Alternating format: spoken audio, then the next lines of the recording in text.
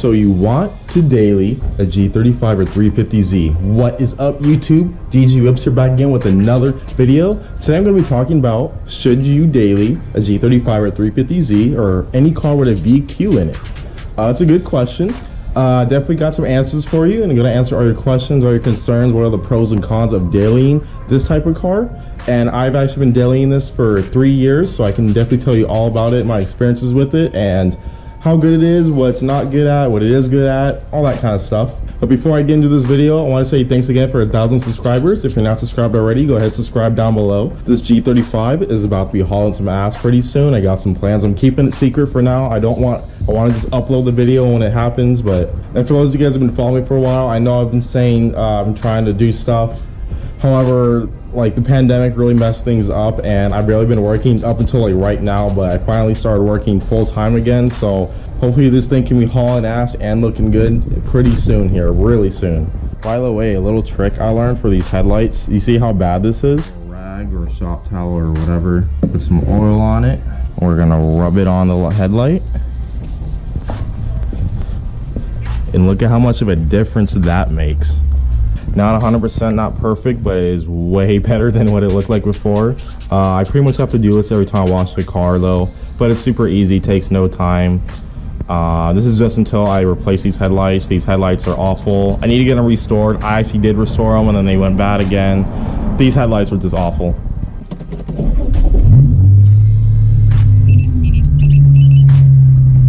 Damn, it's actually like kind of hot today, and I'm gonna have to turn the AC on. What the hell is this? It was just cold 2 days ago. So if you're watching this video, you were either about to buy a G35 or you just bought one, and you're wondering, should you daily this or should you just keep this as a weekend fun project car?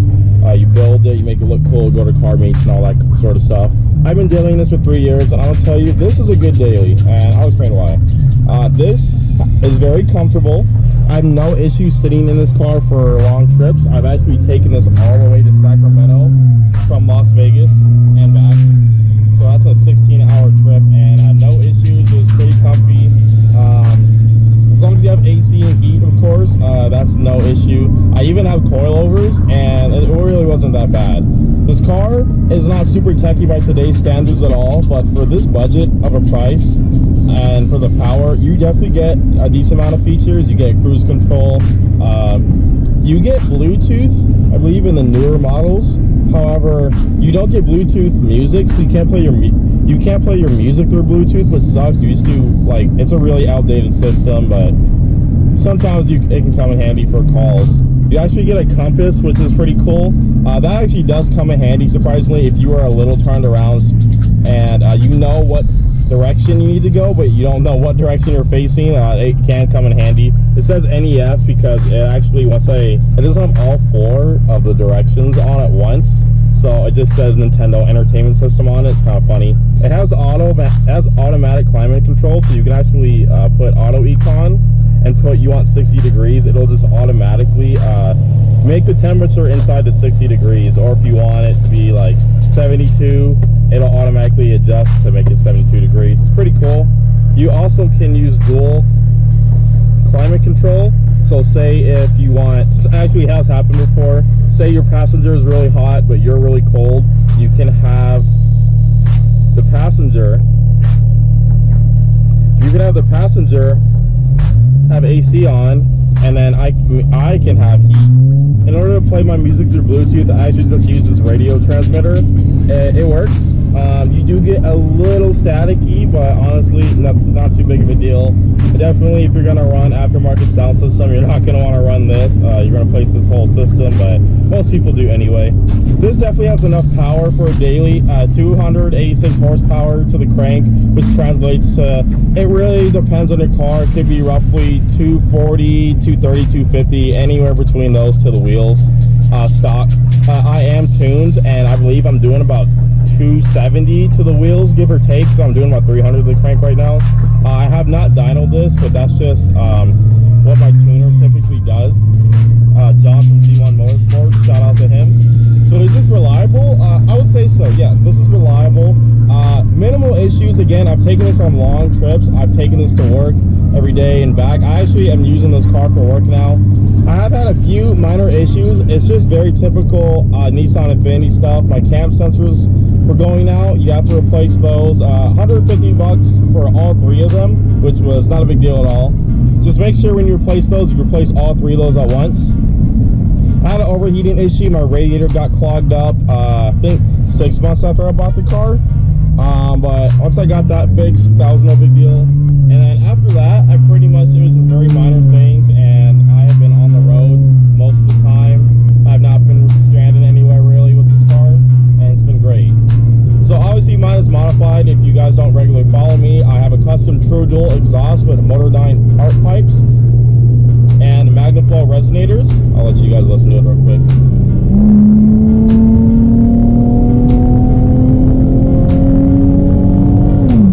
A little like half throttle pull with the AC on.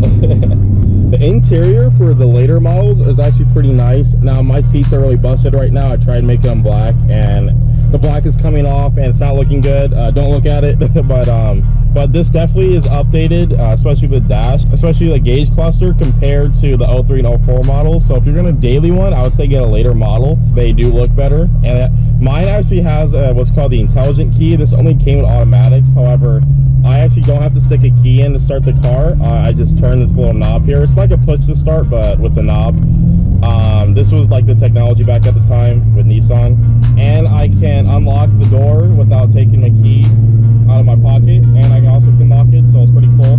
And the cool thing about the intelligent key is it will not let you lock the key inside the car. So if I go to try to lock it and the key's inside the car will just yell at you and tell you, man, what are you doing? And it won't let you lock it in the trunk either, which is really cool, because I almost accidentally did that one time, and the car saved me, and I was very happy about it. The car also will not let the battery die on you, which is really cool. So if it senses you left something on, like let's say an interior light or even your lights, and it senses that battery drain, it will actually kill all the power to the car, which is really cool. And that's definitely came in handy a few times. And it will turn the power back on once you like come back in the car and try to use it. Obviously, it's got a lot of fail safes, and for 2006, it's great. Now, if you mod it, obviously you're gonna compromise some quality, some things. It is a little loud in here. My exhaust is a little drony. That's just because I like it loud, though. I could make this more quiet if I really wanted to, but why would I do that? It's loud, but it's very smooth. That's what I like. Now, a lot of people are getting these cars to use for drift or track cars and stuff now because they're becoming cheaper, more available. Aftermarket supply is amazing. There's so much aftermarket. Now, these can get a little pricey to mod, definitely more than your typical Civic or Miata. Like, if you're looking for boost, you're going to be spending thousands and thousands of dollars. And if you want power, you're talking 10 grand easy. But if you just want this as a little show car, you lower it, put some rims on it, make it look nice with a few basic mods here and there. This is a totally cool daily driver, and it's reliable, and it's actually pretty easy to work on. This is not too bad. BMW was way worse. Oh my god, let me tell you. This is not very good on gas, I'm not gonna lie, especially if you get on it. I get about 17 miles on the street, and then on the highway maybe 21, 22 if I'm lucky. I do have a fuel economy mode, which does help a little bit on long trips. But yeah, that's the one thing. It also takes premium gas, and so at least in Vegas here, it costs about 50 to 60 bucks to fill up the tank as of right now. And I go through that about every 6 to 8 days, which is not the best, especially when I used to have a Honda Civic and it would cost me 20 bucks to fill up the tank. Definitely a huge difference. But instead of getting miles per gallon, you're getting miles per gallon. So good trade-off there, I guess. Big thing with these VQs is you just gotta watch the oil maintenance. This is how you make the engines last well over 200,000 miles. Oil. You will spin a bearing if it runs low for too long. If your oil light comes on, you're pretty much done. You can say goodbye to that engine. That should never come on under any circumstances. That means you're basically at like a quart of oil, which is no oil basically. So don't ever let it get that low. Check it every like 2 weeks, honestly. I check mine every week. Especially because I had a problem with leaks. So not only does it burn oil, but I was leaking oil, so oil was just leaving my engine like crazy, and I have to top it off like all the time. It's getting expensive, but we'll get it all taken care of. The only way to truly fix it is doing a full rebuild. I would say if you're gonna boost this, don't daily it, because you are going to shorten the life of the engine. If you boost the stock block, you can go to about 400 horsepower. I would say do about 380 to 390 to be safe.